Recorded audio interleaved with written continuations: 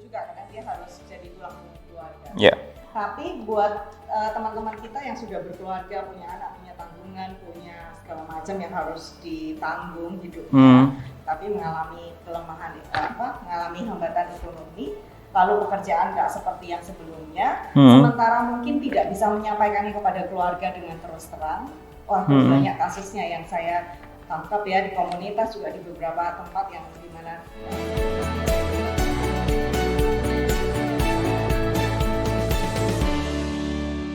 Halo kawan Merdeka, jumpa lagi barengan saya Mau Bastian di Glam Talk. Kali ini kita akan membahas tentang satu hal yang terjadi di masyarakat secara sosial otomatis, tapi juga bisa kita kategorikan secara individu. Karena untuk masalah pandemi kayak gini bukan hanya menyerang untuk segolongan masyarakat yang mungkin kapasitasnya sebagai pedagang, pengusaha, bahkan secara individu pun juga memiliki dampak yang cukup signifikan. 9 bulan kita berada di lingkungan yang full dengan banyak aturan, protokol kesehatan dan sebagainya. Lantas kita harus beresponnya seperti apa untuk saat ini. Bersama dengan saya hari ini hadir Ibu Ruwaniwati Cio, founder dan juga senior partner Human Inc. Selamat siang, selamat malam, selamat sore. Dirangkap semua. Iya, dirangkap. Pagi, siang, sore, malam. Apa kabar semuanya kawan Merdeka? Ketemu Amal sudah 9 bulan kan? Hamil dong saya 9 bulan. udah besar ini badannya. Kita ketemu terakhir itu sama Bu Ruwani Maret ya, Bu? Ya, sekitar Maret lah. Lagi peak-peaknya pandemi gitu. Waktu itu kita masih nggak tahu ya bahwa pandemi itu, saya waktu itu mikir ya pandemi itu bisa berakhir mungkin sekitar Agustus atau pertengahan tahun. Sempat saya masih ingat Bu Ruwani memprediksi di tanggal itu karena pada waktu itu juga banyak pekerjaan, kemudian sekelumit aktivitas yang tersendat. Namun ternyata berlanjut sampai sekarang pun juga masih belum jelas. Namun masyarakat sudah masuk ke era next normal atau new normal. Nah, 9 bulan ini Bu, kalau secara sosial mungkin kita tahu banyak pemberitaan di mana-mana tentang kita mulai bangkit lagi. Namun secara individu, efek dari 9 bulan pandemi ini seperti apa? Ya, hari ini tuh sebetulnya ya kenapa ngambil tema self coaching kayak gini itu karena ingin membagi sesuatu kepada kalian ya. Terus melihat juga di tengah-tengah kita itu banyak teman-teman yang lagi depresi gitu ya. Yes. Nggak tahu mesti ngapain. Saya juga kelihatan kan? Enggak percaya saya. Poker face sih, poker face. Mereka itu nggak bisa menyampaikan apa yang mereka rasakan. Terus double kena tekanan ekonomi gitu ya. True. Jadi awalnya kalau kita biasanya ngomong kesehatan mental, as you always say ya, kesehatan mental itu dipengaruhi oleh banyak hal, lingkungan dan hal-hal lain. Tapi belum pernah double kayak sekarang itu bebannya. Yeah. Jadi kalau biasanya kesehatan mental itu karena mungkin tekanan yang dia rasakan dari lingkungan, keluarga dan lain-lain. Tapi sekarang itu juga nggak bisa ketemu orang, terus juga ada tekanan ekonomi gitu ya. Dulu usahanya mungkin ada, sekarang nggak ada, terpaksa dipecat, dirumahkan, terpaksa mesti harus cari cara supaya tetap bisa survive. Itu kalau yang single mungkin agak lebih yang single.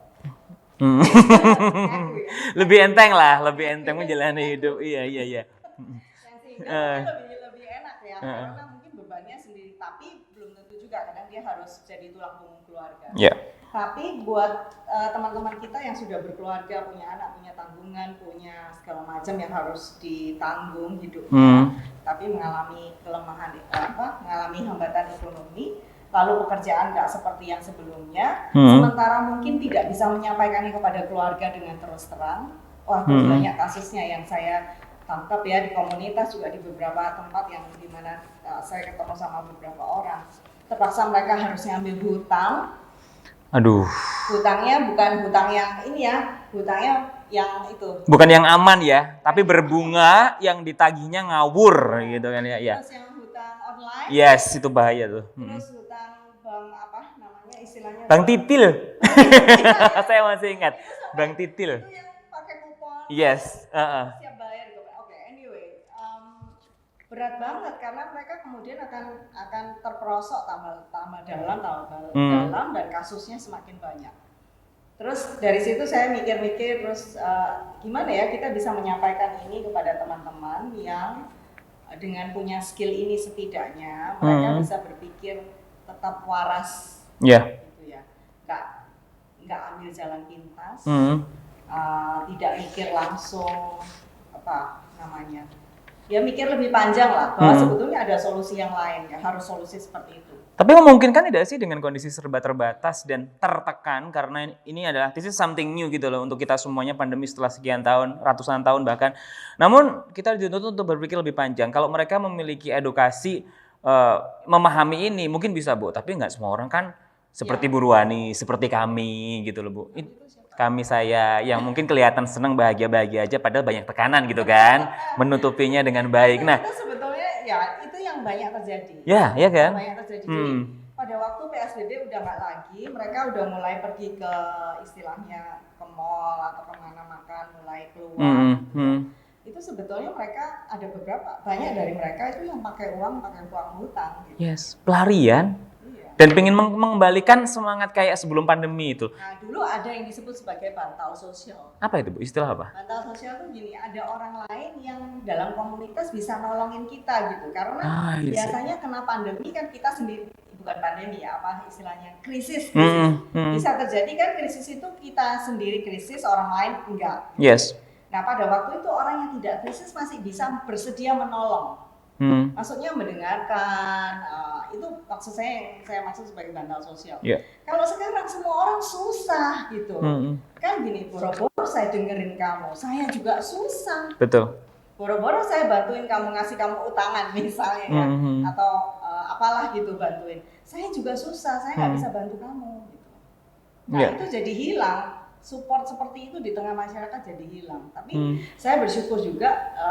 Orang kita di Indonesia saya lihat di sekitar kita itu empatinya masih bagus ya. Empatinya masih ada gitu. Tapi tetap gimana ya namanya ya, sama-sama susah. Saya mengambil istilah yang pernah dilontarkan oleh Becky Tumewu waktu saya nonton IG Live-nya gitu Bu Ruwani, menyebutkan bahwa kita menghadapi gelombang yang sama, badai yang sama, tapi perahunya berbeda. Ini gimana Bu? Memposisikan masyarakat kita seperti itu kayak gimana? Perahu yang berbeda itu mungkin maksudnya kondisinya masing-masing berbeda ya. Tapi gelombangnya sama, badainya sama. Ya, ada yang lebih berat, ada yang enggak seberapa. Ada yang enggak terdampak malah. Ada yang naik sepeda. Ada naik sepeda gitu. Iya, ada yang beli ikan koi. Puluhan juta, ratusan juta nggak masalah. Sebetulnya depresinya itu kan menurut saya itu hanya 1% dari atau maksimum 10% dari semua penduduk kita. Tapi sisanya itu mengalami dampak yang sama. Even saya mengalami dampak yang sama gitu ya. Jadi penurunan income, kita mesti mikirin kalau dulu mungkin mikir masa depan tuh masih bisa diharapkan. Sekarang kita nggak tahu, misalnya bulan depan mau ngapain, mau dapat. Bener. Terutama bagi mereka yang project base ya. Yes. Tapi even yang katanya gajian reguler, bulanan gajian, juga nggak bisa tahu-tahu besoknya bosnya ngomong, sorry, perusahaan kita sedang nggak bagus kondisinya, jadi kamu datang aja ya seminggu 3 kali, jadi gaji kamu saya sesuaikan seminggu 3 kali. Dan itu banyak kayak gitu kondisinya. Kita juga nggak bisa ngomong, nggak bisa bos, lu harus bayar saya penuh dong, nggak bisa kondisi. You have to choose, right? Jadi ya kondisinya seperti itu, terus mereka nggak menemukan support yang tepat. Jadi dari hasil pemikiran itu kemudian mikir, iya ya kenapa kok nggak bahas sesuatu skill atau tools yang bisa menolong teman-teman kita itu meskipun sulit, tapi masih ada jalan keluar. Masih bisa memikirkan solusi yang positif meskipun kelihatannya tidak selalu langsung wow, seperti kita dapat proyek baru, dapat kerjaan baru, totally different sekarang. Jadi kita mesti coba sesuatu yang kita punya resources-nya, nggak perlu yang ada aja gitu ya. Tapi masih bisa dijadikan sumber. Walaupun saya nggak tahu juga. Itu salah satunya yang dasar berpikirnya. Sebelum kita masuk ke secara teknis untuk self coachingnya seperti apa, yang ingin saya tanyakan di posisi 9 bulan pandemi ini, kita dalam kategori tetap bertahan survive atau sebenarnya bisa bergerak sih Bu Ruwani? Jadi jangan salah juga ya, pada saat pandemi seperti ini, itu saya juga melihat banyak teman-teman yang mengalami kayak breakthrough gitu ya. Breakthrough itu artinya begini, dulu saya nggak tahu saya bisa lakukan itu. Yes, ya. I did. Ternyata saya bisa lakukan itu, walaupun mungkin nggak mudah, walaupun mungkin babak belur, tapi saya bisa loh lakukan itu gitu. aktivitasnya tuh padat, jadi saya sejak pagi keluar rumah sampai malam pulang itu bisa ke beberapa tempat gitu, bisa beberapa sesi coaching gitu misalnya ya. Jadi sangat mobile. Sekarang jam 8 pagi menghadap ke komputer, sudah dandan gitu ya. Sesi pertama, oke, selamat datang. Lalu nanti ganti lagi. Jadi kayak dulu itu rasanya kalau dari satu tempat ke satu tempat lain mungkin saya harus spelling 1 jam gitu ya, karena lebih macet. Sekarang kan lebih nggak macet ya.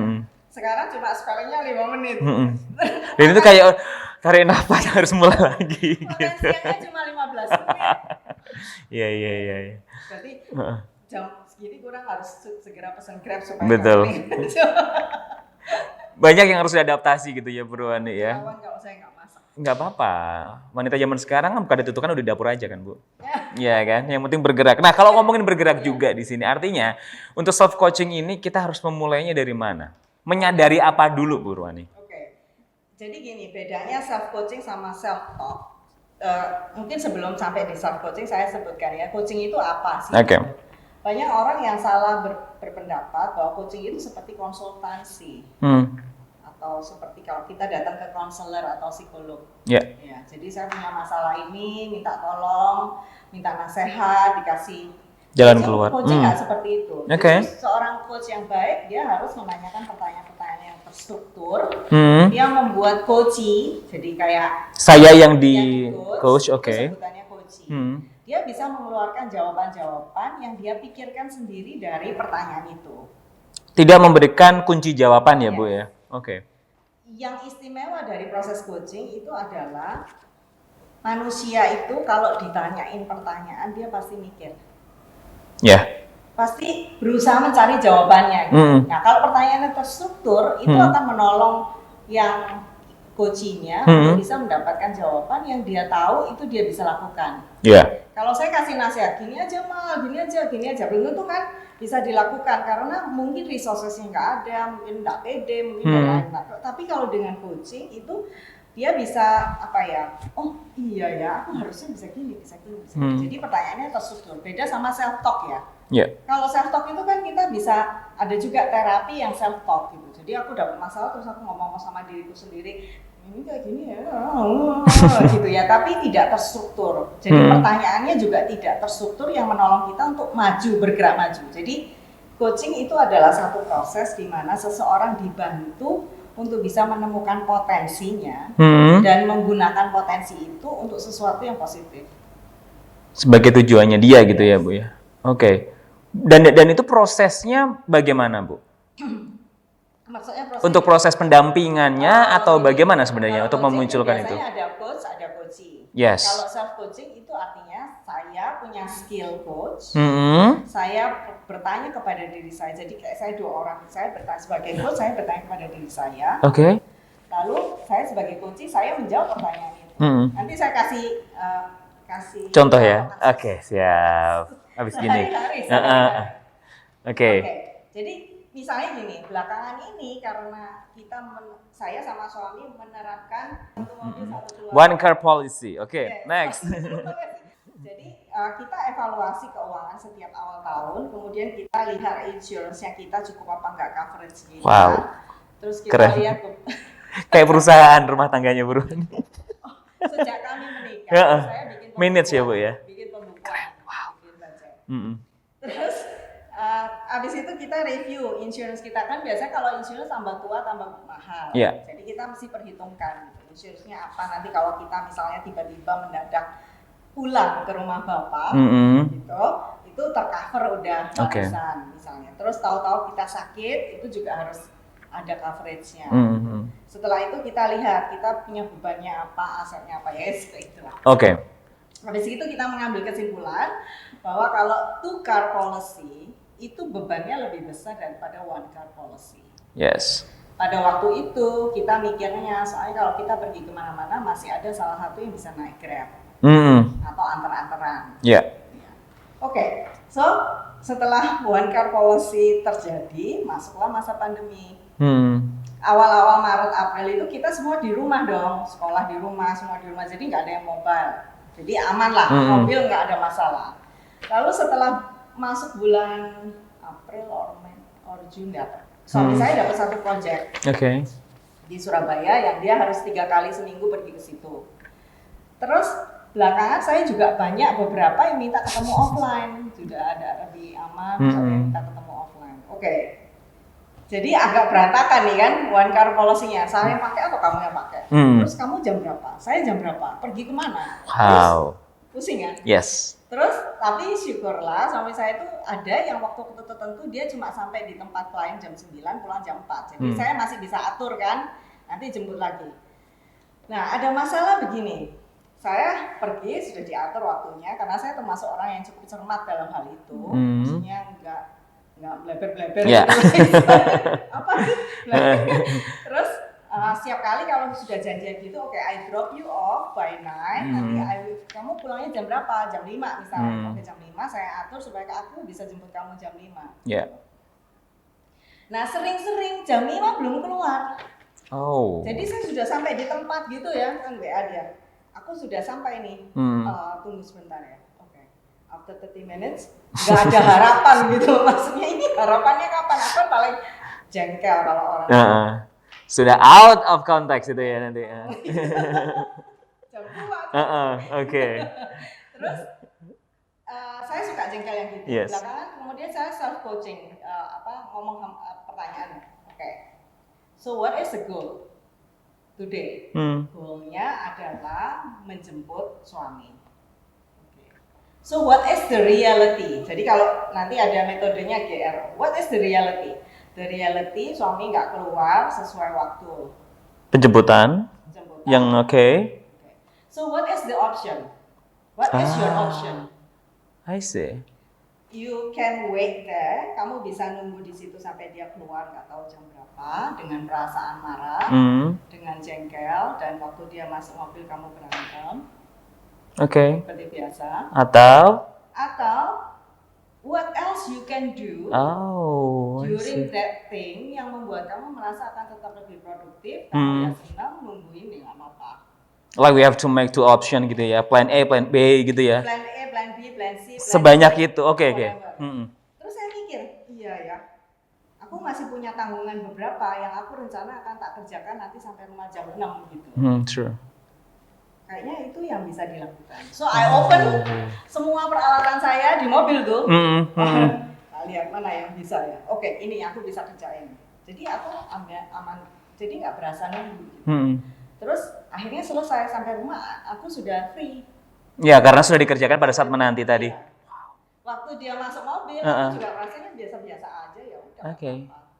Nggak perlu sampai ke bawah jengkel. Karena kalau jengkel marah, pulang rumah malah nggak bisa amburadul, yang tadi itu, terus perasaan di rumah nggak enak juga, gitu. Jadi gini ya, saya rasa suami saya juga tidak melakukannya dengan sengaja. Oke. Dia melakukannya karena ada hal-hal tertentu yang dia tidak bisa nggak bisa halangi untuk dia pulang duluan gitu ya. Mau nggak mau kan dia harus ngadepin itu juga. Jadi nggak ada gunanya sebetulnya. Kalau aku marah sama dia itu nggak ada gunanya. Artinya begini, jadi apapun kondisinya dengan self coaching itu bisa kita yang kita lakukan adalah adjusting dengan kondisi yang ada. Jadi kalau misalnya optionnya tadi, option A, option B, C, D, E gitu ya. Terus aku pilih salah satu, terus aku merasa setelah itu oke, produktif, fine, aku mendapatkan apa yang aku inginkan, menjemput dia adalah salah satu hal yang didapat juga, ya kan? Gitu. Berarti yang problem tadi, yang satu kesalahan tadi itu bisa hapus dengan itu semua. Itu salah satu contoh. Yes. Jadi misalnya kalau katakanlah tadi ekonomi kondisi keluarga dan lain-lain, terus pertanyaannya, oke, now sampai di sini kamu sebetulnya pinginnya apa? Oh, saya ingin dapat penghasilan tertentu karena kalau nggak dapat penghasilan saya nggak bisa hidup nih. Oke. Kalau misalnya saya dipecat gitu ya, misalnya. Terus kalau gitu realitanya seperti apa? Jadi kadang-kadang kalau orang yang sudah buta atau pusing ya udah gelap Bu, nggak bisa lihat sesuatu yang masih bisa dikerjakan. Self coaching itu menolong kita untuk bisa melihat opsi-opsi lain yang mungkin kita tidak sadari. Berapa banyak sekarang orang yang dulunya nggak masak jadi masak? yang dulunya nggak catering jadi catering, Hmm. maksudnya mengusahakan sesuatu untuk dijual atau whatever it is gitu ya. Berapa orang yang dulunya nggak mikir bahwa ngasih les-lesan itu cuma harus datang musik nemeni muridnya, tapi sekarang juga bisa dan muridnya bisa sampai ke seluruh Indonesia bahkan seluruh dunia gitu, melalui Zoom ya. Berapa banyak yang kemudian menyadari bahwa sebetulnya ada potensi-potensi yang bisa dipakai yang kalau kita nggak sadar, kita nggak bisa sampai ke situ. Jadi coaching itu menolong orang yang dari posisi ini menuju posisi yang lebih baik atau menjadi kalau kata slogannya itu a better you, the best of you. Jadi kan kita nggak bandingin saya dengan kamu loh, karena kita memang berbeda gitu. Tapi you compare yourself with your older self atau your mana yang lebih baik begitu ya? Self, gitu. I got it. Kan kita bisa, oh iya ya, aku jadi lebih baik atau enggak ya terhadap diriku yang like 2 tahun yang lalu atau 1 tahun yang lalu. But intinya adalah self coaching itu like open so many possibilities gitu kan, tinggal kita memilih yang mana gitu. Tapi kan banyak kemungkinan, banyak celah, Bu Ruhani, itu coach bagaimana mengarahkan yang mana yang paling tepat untuk dipilih seorang coach dengan banyaknya possibilities atau plan A sampai Z tadi. Misalnya punya A sampai D. Nanti kita ini lebih lanjut. Oke, kalau kamu pilih A misalnya, apa sih yang kamu punya resources-nya? I see. Kamu bisa apa? Perlunya apa aja? Jadi misalnya kalau saya mau buka catering, opsi A buka catering misalnya gitu. Oke. Kamu punya apa aja untuk bisa bikin catering gitu ya? Oh, saya bisa masak, atau oh mama saya punya resep. Oh, nenek saya pernah bikin kue yang enak gitu misalnya. Terus kan apalagi yang kamu butuhkan? Oh, saya perlu uang. Untuk apa? Untuk beli materialnya gitu. Berapa banyak? Kamu masih punya nggak segitu? Misalnya begitu ya. Apalagi yang kamu butuhkan? Jadi setiap opsi itu kemudian seorang coach akan tanya begini, oke, opsi A ya kita dalemin ya. Oke, dia kan kayak dibedah semua formulanya kayak gimana? Opsi B jawaban-jawaban, opsi C, opsi D. Sampai kemudian orang itu sendiri, coachnya sendiri, kemudian mendapatkan, rasanya yang C itu yang paling tepat dengan kondisi sekarang.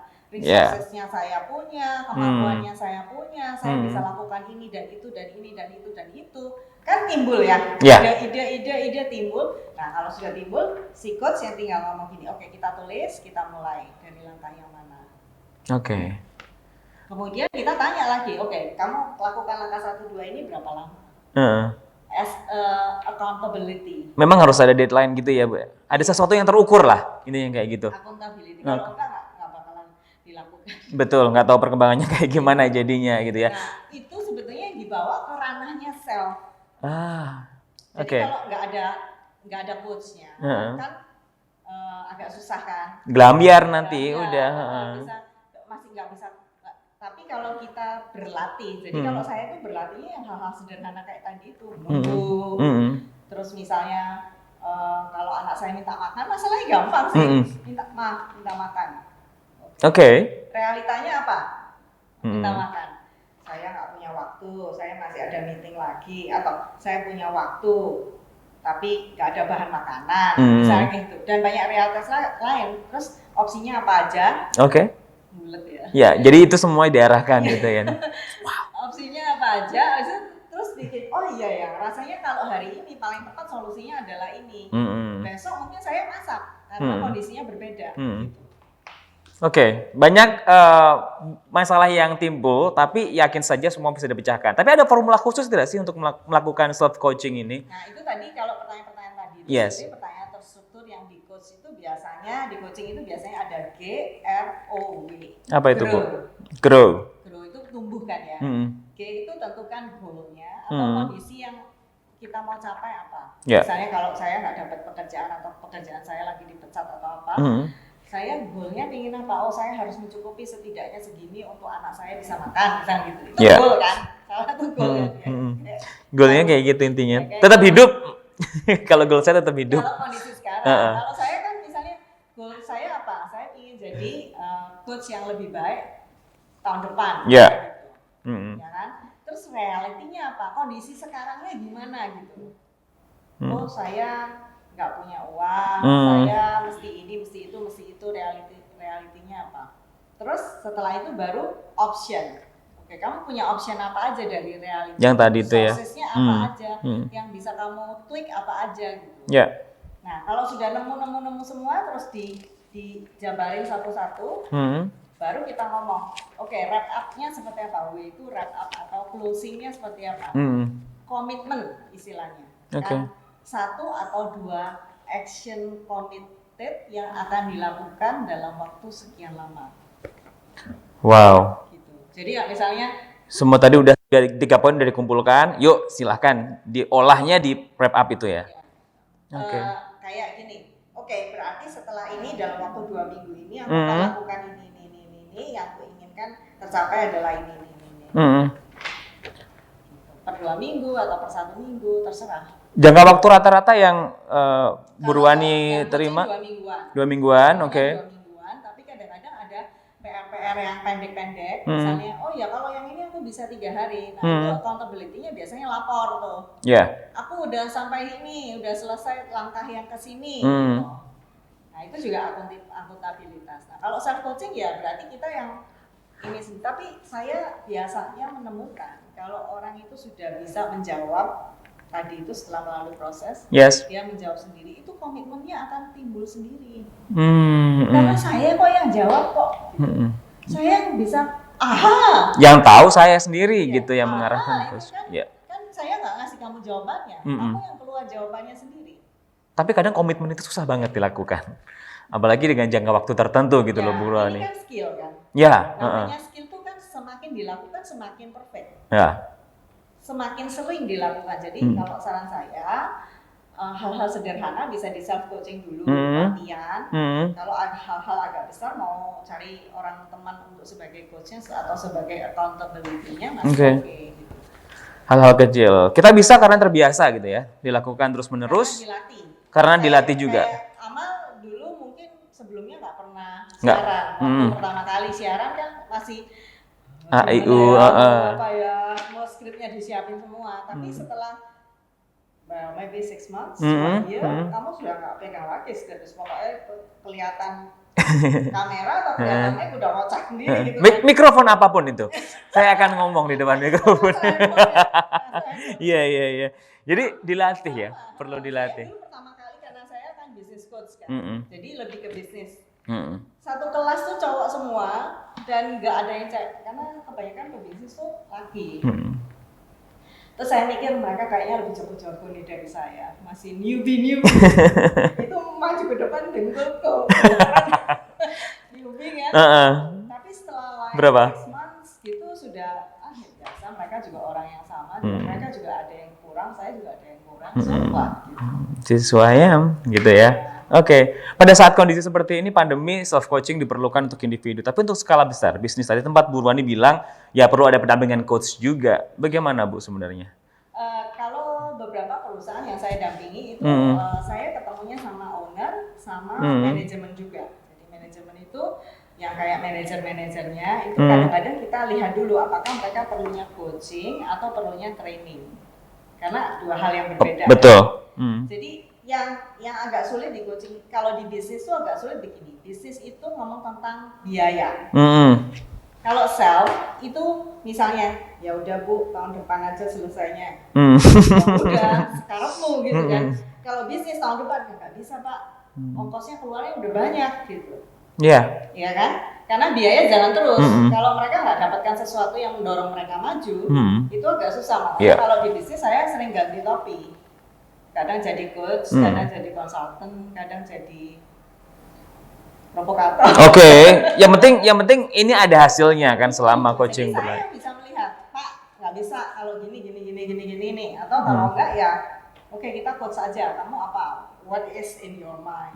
Yang kamu bisa keluarin, yang sekarang kita coba explore. Kan pada dasarnya itu eksplorasi, proses eksplorasi untuk melihat which one yang the best that you can do, yang bisa mencapai hasil yang kamu inginkan. Apa perlu ada tekanan Bu sehingga ada goal yang muncul pada saat self coaching itu? Tekanan itu nanti pada waktu yang time-nya itu accountability. Oh iya sih. Jadi misalnya kita janjian nih ya, oke oke, kamu udah kerjakan ini, kamu udah komit untuk lakukan ini, Mm-hmm. kita sudah kok janjian jam berapa, bukan jam berapa sampai lihat, Mm-hmm. berapa lama kamu mau selesaikan ini, misalnya, Yes. terus oke kita ketemu lagi 2 minggu ya, dalam waktu 2 minggu kamu sudah selesai ini. Nah, itu yang biasanya berat, karena males. Oke. Jadi waktu 2 minggu kan sudah mau ketemu klien Yes. kan sudah, Ada, iya. sampai ada yang sudah like 1 tahun program, Mm-hmm. mungkin PR-nya baru selesai 50%. Oke. Jadi kalau di bisnis ya kadang-kadang ya saya pikir ya karena bukan hanya ngerjain PR terus nggak ngerjain yang lain kan. Bisnis as usual kan Harus terus bergerak. jalan. Yes. Dia tetap harus kerjakan bisnisnya kan. Terus dia harus spare time untuk ngurusin PR-nya. Oke. Kadang PR-nya bisa dikerjakan bersama dengan bisnisnya, kadang enggak. Dan itu nggak mudah. Double-double kan. Betul. Makanya biasanya ada orang yang sudah 1 tahun program, dia menyelesaikan PR-nya tahun kedua, tahun ketiga. Oke. Lantas kalau misalkan ini juga diakumulasi dari penjelasannya Bu Ruwani, kita bisa mendapatkan self coaching dari Bu Ruwani dan juga tim Human Ink ini gimana caranya nih? Hubungi saya di 081 811 7589. Sekali lagi ya, 081 811 7589 atau di Instagram saya di Ruwaniwati atau di humanink.us. Oke, Bu Ruwani, terakhir juga untuk saat ini juga katakanlah jadi first aid kit ya untuk mereka-mereka teman kawan Merdeka yang ngerasa bahwa oke, kayaknya ini udah di bawah standar kesadaran mental di kondisi pandemi ini, kita harus ngapain sih Bu? Gini, kadang-kadang kita harus menjadi orang lain. Menjadi orang lain itu artinya gini, nggak bisa lihat jalan keluar kalau kita cuma jadi diri kita sendiri yang judek sama semua masalah kita. Oke. Cobalah sekali-kali kamu jadi orang lain yang lihat punya masalah kamu. Orang itu dapat masalah ini ya. Oh gimana ya masalah itu? Kayaknya biasanya masalahnya sederhana kan? Iya. Saking dibikin bulat-bulat dan karena emotional attachment paling. Sih. Ya memposisikan diri menjadi orang lain. Menjadi orang lain yang melihat dirimu dengan masalah-masalahmu. Ternyata ada yang lain yang lebih parah loh masalahnya. Berarti kita akan lebih bisa bersyukur di situ. Pertama kali, coba ditulis semua hutang-hutang kamu. Because if you don't know the number, kamu nggak bisa lakukan apa-apa. Yeah, true. Ya kan? Kamu hutang sama Bang Titil 1 berapa? Bang Titil 2 berapa? Itu yang online 1 berapa? Online 2 berapa? Semuanya harus kamu keluarin, terus kamu jumlahin. Berapa? Berarti itu adalah nilai hutang kamu yang kamu harus pertanggungjawabkan. Oke. Itu kan? Oke, selanjutnya hubungi orang-orang yang kamu hutang itu supaya bunganya berhenti. Ya kan? Kalau kamu takut, biasanya kan orang takut kalau nambah bunga-bunga. Takut ditagih, ketemu aja nggak mau. Yeah. Kayak gitu. Kalau saya saranin, ketemuin orang itu kan juga manusia. Dia kan tahu juga, dia kerja kayak gitu tuh nggak enak loh. Datang orang ngancem-ngancem, kan nggak enak. Ketemuin aja, bicara baik-baik, Pak gimana caranya supaya bunganya berhenti, dan saya mengusahakan cara supaya saya bisa membayar hutangnya, membayar pokoknya gitu ya. Itu perlu dinegosiasi gitu, perlu dibicarakan sampai menemukan, oke, Pak, saya mau ngambil mungkin bikin surat pernyataan atau apa, saya akan nyicil segini, akan saya selesaikan sampai sekian lama, gitu. Nggak bisa, karena orang hutang itu kadang-kadang gini, belum yang itu. Iya. Kemana-mana nanti vibrate-nya. Oke, jadi untuk self coaching berikutnya ya, itu salah satu problem yang harus self coaching juga, cari jalan keluar kan ya Bu ya. Dan untuk lebih tepatnya bisa langsung nanti meluncur ke Instagramnya Bu Ruwani di @ruwaniwati plus @humanink.us, as ya bacanya ya. Terima kasih Bu Ruwani ya, ketemu lagi dalam kesempatan. Oke, kan nomor Merdeka? Siap. Saya mau bahasnya untuk acara untuk Glam Talk kali ini, ketemu lagi di Glam Talk berikutnya. Bye bye. 106,7 Merdeka FM, musik terbaik 90-an hingga kini.